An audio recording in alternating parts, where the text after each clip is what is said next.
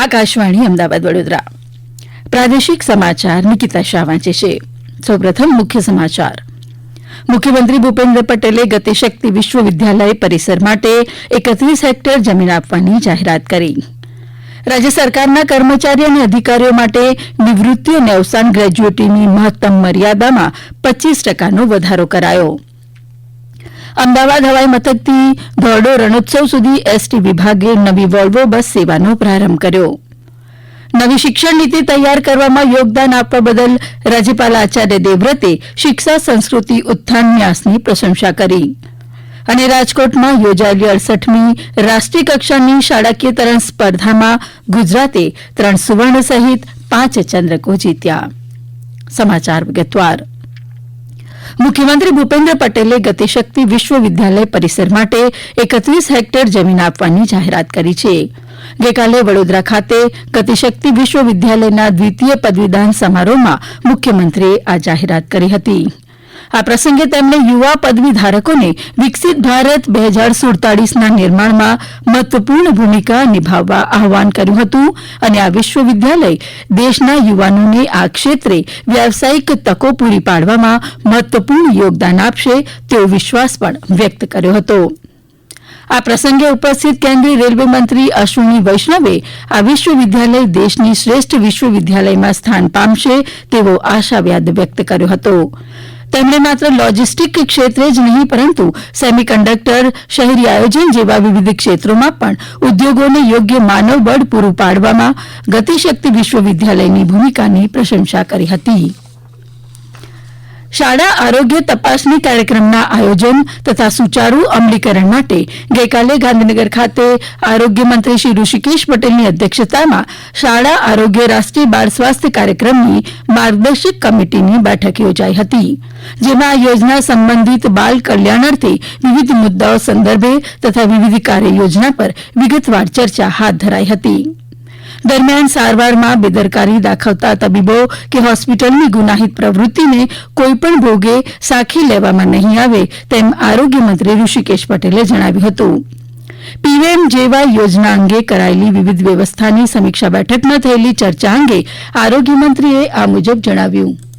PMJAY યોજનાની અંદર card કાઢવાથી માંડી અને પેમેન્ટ થાય ત્યાં સુધીની આખી પરિસ્થિતિમાં સતત સઘન મોનિટરિંગ અને કોઈ પણ દર્દીને આ આખી વ્યવસ્થામાં ક્યાંય સફર ના થવું પડે એ રીતની તમામે તમામ જેટલી આપણી પ્રોસિજર છે ને એમાં પણ મહત્વની કેન્સર છે, ન્યુરોની છે, એવી જે મહત્વની 6 પ્રોસિજરો છે એની એસઓપી સાથે આવતા સમયમાં પેશન્ટ અવેરનેસ માટેનું કેમ્પ માટેની ગાઈડલાઈન, દરેકે દરેક પ્રોસિજર માટેની એસઓપી વગેરે કે પહેલેથી છેલ્લે સુધીનું એની આખી ચર્ચાઓ થઈ છે.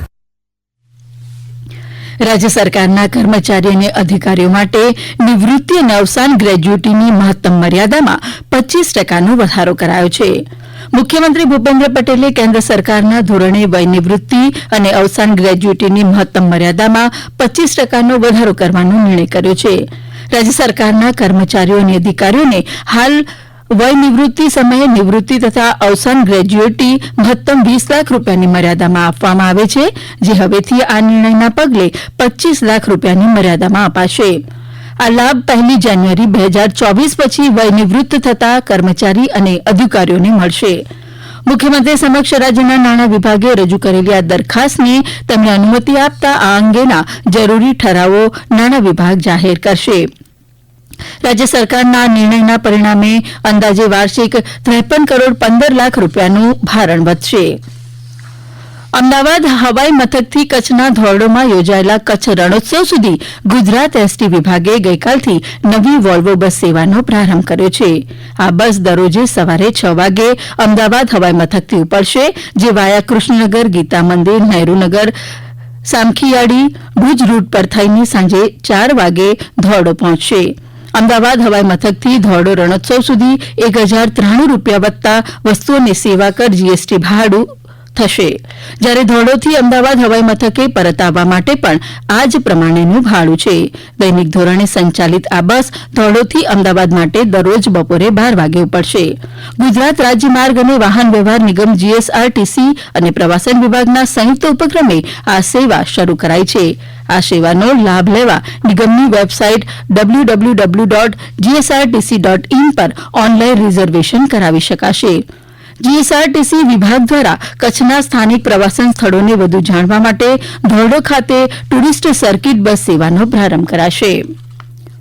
આ સમાચાર આપ આકાશવાણીના અમદાવાદ વડોદરા કેન્દ્ર પરથી સાંભળી રહ્યા છો. આ સમાચાર આપ અમારી YouTube channel AIR news Gujarat પર પણ સાંભળી શકશો. વધુ સમાચાર માટે આપ અમારા એક્સ હેન્ડલ AIR_news_ABAD ને ફોલો કરી શકો છો. રાજ્યપાલ આચાર્ય દેવવ્રતે કહ્યું કે શિક્ષણનું લક્ષ્ય સમગ્ર જીવનનો વિકાસ, વ્યક્તિત્વને પૂર્ણ નિખારવું, માતા પિતા, સમાજ અને રાષ્ટ્ર પ્રત્યે જવાબદાર નાગરિક તૈયાર કરવાનું છે. ગુજરાત વિદ્યાપીઠ અને નવી દિલ્હીના શિક્ષા સંસ્કૃતિ ઉત્થાન ન્યાસના સંયુક્ત ઉપક્રમે ગુજરાત વિદ્યાપીઠ પરિસરમાં આયોજિત જ્ઞાનકુંભ 2024ના શુભારંભ પ્રસંગે રાજ્યપાલશ્રીએ આ મુજબ જણાવ્યું હતું. શિક્ષણ વ્યવસ્થામાં ભારતીય મૂલ્ય અને સંસ્કારોને અનન્ય સ્થાન અપાવવાનું કાર્ય કરવા બદલ તેમણે નવી શિક્ષણ નીતિ તૈયાર કરવામાં યોગદાન આપવા બદલ શિક્ષા સંસ્કૃતિ ઉત્થાન ન્યાસની પ્રશંસા કરી હતી. શ્રી દેવવ્રતે કહ્યું કે ભારતની વર્તમાન અને આવનારી પેઢી પ્રધાનમંત્રી નરેન્દ્ર મોદીને નવી શિક્ષણ નીતિના અમલ બદલ કાયમ યાદ રાખશે. જ્ઞાનકુંભ અંતર્ગત યોજાયેલી અખિલ ભારતીય પ્રશ્નોત્તરી સ્પર્ધાના વિજેતાઓને રાજ્યપાલશ્રીના હસ્તે પારિતોષિક એનાયત કરાયા હતા.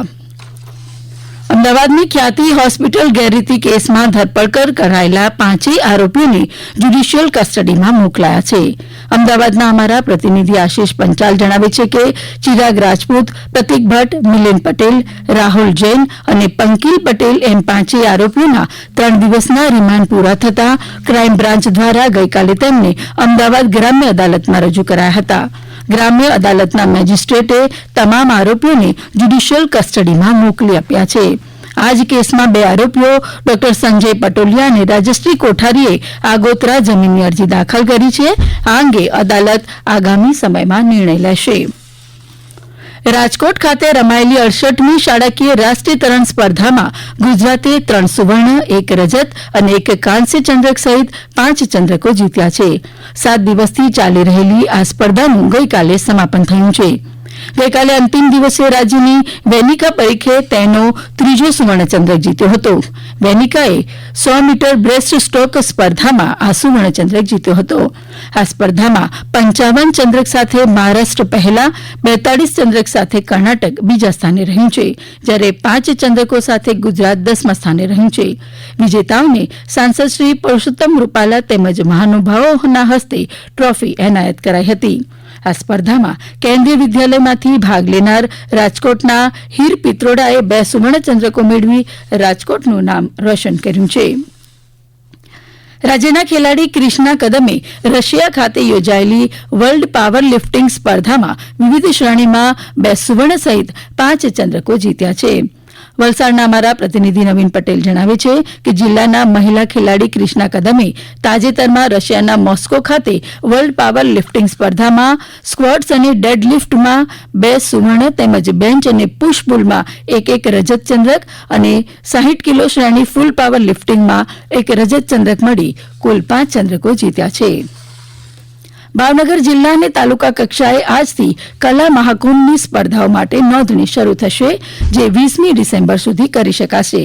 રાજ્ય સરકારના યુવા સેવા અને સાંસ્કૃતિક પ્રવૃત્તિ વિભાગ દ્વારા અને ભાવનગર જિલ્લા વહીવટી તંત્ર તેમજ જિલ્લા યુવા વિકાસ અધિકારીની કચેરી ભાવનગર ગ્રામ્ય દ્વારા આ વર્ષે પણ કલા મહાકુંભનું તાલુકા અને જિલ્લા કક્ષાએ આયોજન થશે.